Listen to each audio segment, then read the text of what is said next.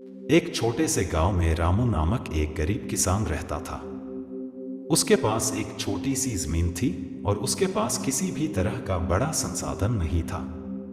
उसका घर भी बहुत साधारण था, लेकिन उसमें एक विशेष बात थी, रामू का हौसला और मेहनत। रामू का दिन सूर्योदय से पहले शुरू होता था। वह खेतों में काम करने जाता, चाहे मौसम कैसा भी हो, गर्मी हो या सर्दी, बारिश हो या धूप, रामू हमेशा अपनी जमीन पर काम करने के लिए तैयार रहता था।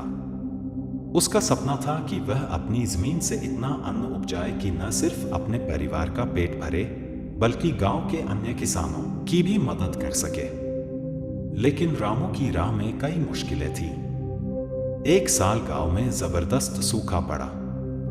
फसलें मुरझा गईं और लोग परेशान हो गए। रामू का भी हाल बुरा था, लेकिन उसने हार मानने का नाम नहीं लिया। उसने सोचा, अगर मैं हार मान लूंगा तो मुझे कोई नहीं देखेगा, लेकिन अगर मैं मेहनत करता रहूंगा तो एक दिन मुझे जरूर सफलता मिलेगी। रामू ने सूखे का सामना करने के लिए नई तकनीकों का इस्तेमाल करना शुरू किया। उसने पानी की बचत करने के लिए सिंचाई की नई व्यवस्था की और साथ ही फसलों के लिए सही बीज भी चुने। उसकी मेहनत धीरे धीरे रंग लाई और कुछ ही महीनों में उसकी जमीन पर फसलें लहलहाने लगीं।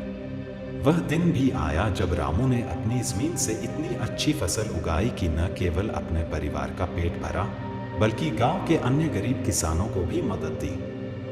उसने उन्हें फसलों की उगाने के नए तरीके बताए और खेती के बारे में अपनी जानकारियां साझा की।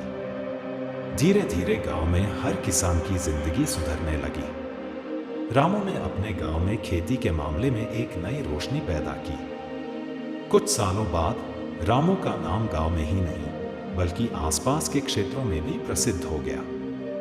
लोग उसे प्रेरणा के रूप में देखते थे।